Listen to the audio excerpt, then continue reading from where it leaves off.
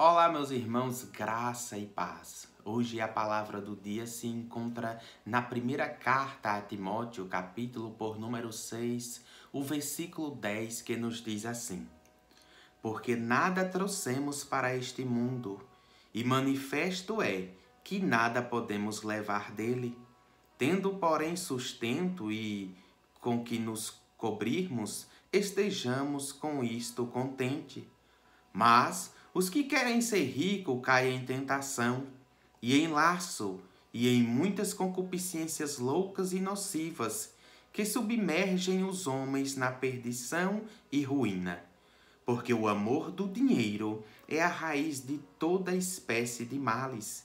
E nessa cobiça alguns se desviaram da fé e se transpassaram a si mesmo com muitas dores. Mas tu, ó homem de Deus, foge destas coisas e segue a justiça, a piedade, a fé, a caridade, a paciência e a mansidão. Louvado seja o nome do Senhor pela sua palavra. Essas são instruções e palavras escritas do apóstolo Paulo ao jovem Timóteo, conhecida também como as cartas pastorais. São essas instruções que Paulo dá ao jovem Timóteo, que se estende para toda a igreja também. Então observe que Paulo ele vai instruir, vai escrever a primeira carta a Timóteo e no capítulo 6 ele vai deixar claro que é certo, porque nada nós trouxemos para este mundo e manifesto é que nada nós podemos levar. E ele vai citar um versículo que é bastante conhecido e muitos às vezes interpretam errado, onde ele diz: porque o amor do dinheiro é a raiz de toda espécie de males, e nesta cobiça alguns se desviaram da fé. Ele diz: porque o amor ao dinheiro, o amor do dinheiro é a raiz de toda espécie de males. Observe que Paulo ele não está dizendo que é pecado você ter dinheiro, você ser rico, mas ele está dizendo que aquele que tem o desejo desenfreado, o desejo de buscar, o desejo de ser rico, ele diz que o amor ao dinheiro é a raiz de toda espécie de males. Então observe que ele instrui, ele vai dizer: tendo, porém, o sustento e com que nos cobrirmos, estejamos com isto contente. Mas os que querem ser ricos caem em tentação e em laços. Nós vivenciamos em uma época a qual as pessoas têm o desejo desenfreado de ser rico, de conquistar, de buscar. Mas nós precisamos entender que muitas vezes as pessoas podem cair em laço por conta disso, por conta do amor ao dinheiro. É por isso que Jesus ele vai instruir e diz: buscai primeiro o reino dos céus e a sua justiça, e as demais coisas vos serão acrescentadas. Muitos já na época de Paulo haviam se desviado, haviam se afastado da fé, por conta dessa cobiça e por conta desse desejo. Mas nós precisamos entender que a cobiça leva a todos os tipos de males. Para dominar a cobiça, precisamos nos livrar do desejo de ser rico. O que é para chegar na minha e na tua vida vai chegar e não será nem por força e nem por violência. Observe que é fundamental sempre distinguir entre a necessidade e o desejo. Será que é uma necessidade ou um desejo?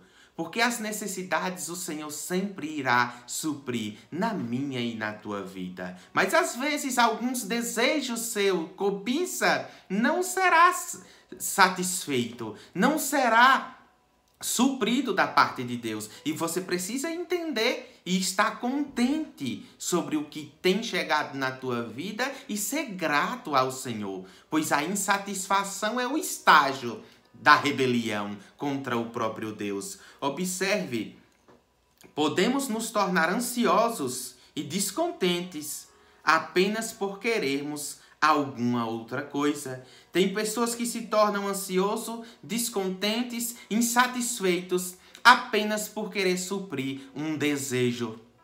Apenas por querer conquistar algo, sem que venha a ser a vontade de Deus. Podemos escolher ficar satisfeito sem ter tudo o que queremos ou se tornar um escravo dos nossos desejos. Então não seja um escravo dos seus próprios desejos e cobiça. É por isso que Tiago vai dizer, de onde vêm as guerras?